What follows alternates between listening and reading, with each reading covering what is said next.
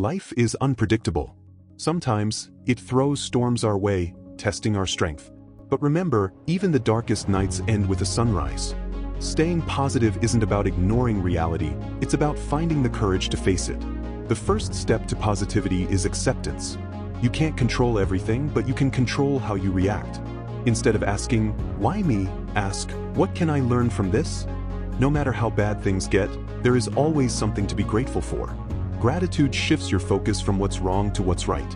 Even in pain, you can find a blessing. Pain is temporary. Giving up makes it permanent. Keep moving, even if it's just one step at a time. The only way out of a dark tunnel is to walk through it. You are the average of the 5 people you spend the most time with. Surround yourself with those who lift you up, not those who drag you down. Positivity is contagious, spread it.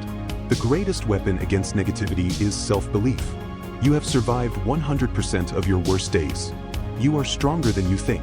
Trust yourself. Life will test you, but every challenge is an opportunity. Stay strong, stay positive, and never stop believing in yourself. The best is yet to come.